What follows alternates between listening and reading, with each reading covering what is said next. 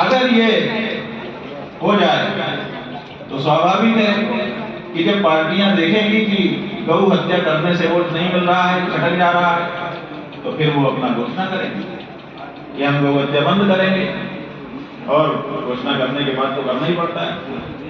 तो ऐसी परिस्थिति में आपको मरना नहीं है, आपको मारना नहीं है, और गौ माता को मरने देना भी नहीं है। तीनों नहीं करना है, और तीनों नहीं करना है तो उसका रास्ता सीधा सा है कि जब वोट का समय आए तो वोट हमारा किसको? जो गौ माता को राष्ट्र माता घोषित करे उसको, जो गौ रक्षा का कानून बनाए उसको, करे जो गौ माता पर चोट कैसे दें हम उसको वोट।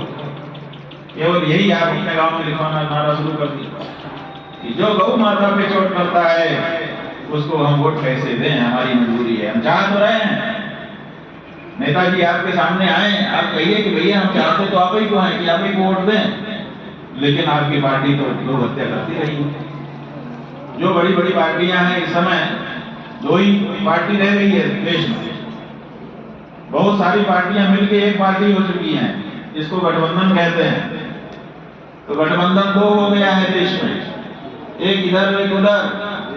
दोनों गठबंधन सरकार में पहले रह चुका है आजादी के बाद से अभी तक, और सब गठबंधन ने गौ हत्या अपने समय में जारी रखी है। चाहे कोई गठबंधन हो, पार्टी का किसी का नाम लेने की जरूरत नहीं है, आप लोग राजनीति में इतना समझते हो। तो इसलिए सबने ये कर दिया है, इसलिए अब किसी की बात पे भरोसा नहीं किया जा सकता। अब तो चुनाव के पहले शपथ पूर्वक जो घोषणा करें कि हम शपथ पूर्वक घोषणा करते हैं कि अगर हम सत्ता में आए तो गौ माता को राष्ट्र माता घोषित करेंगे और गौ रक्षा का कानून लेकर के आएंगे, गौ हत्या को अपराध घोषित करेंगे, दंडनीय अपराध घोषित करेंगे। ऐसी घोषणा जो करे बस उसी को वोट देना है। इसी वोट में जान बसी है हमारे नेताजी का। उनकी जान जो है आप प्राण ले लोगे तो उससे कुछ फर्क नहीं पड़ेगा। एक नेता का प्राण अगर आप ले लोगे तो उसी के क्षेत्र में कई हैं जो मना रहे हैं कि कब ये चला जाए ताकि हमारा मौका आ जाए। तो एक को मारोगे 50 खुश हो जाएंगे कि बड़ा अच्छा हुआ, अब आपको मौका मिलेगा, और फिर 50 उसी के जैसे खड़े हो जाएंगे। आपको क्या फायदा होगा? इसलिए किसी के प्राण नहीं लेना है, और प्राण लेना अपना काम भी नहीं। अपने लोग तो सबका शुभ मनाते हैं कि भगवान सबको दीर्घ जीवन दे, सबको स्वस्थ जीवन दे, सर्वे भवन्तु सुखिनः सन्तु सर्वे निरामयाः सर्वे भद्राणि पश्यन्तु मा कश्चित् दुःखभाग् भवेत्। कोई दुखी ना हो, कोई दीन ना हो। ये हमारे पूर्वजों की प्रार्थना है।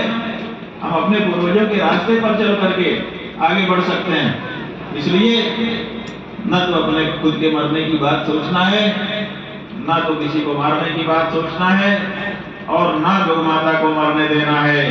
और हमने बता दिया तीनों हो सकता है केवल एक तरकीब से, और वो तरकीब है अरे जो गौ माता पर चोट कैसे दें हम उसको वोट।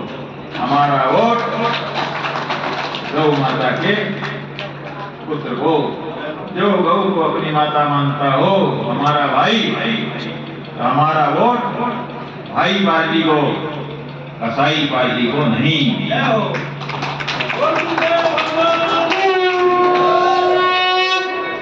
इतना संकल्प अब देश को करना है।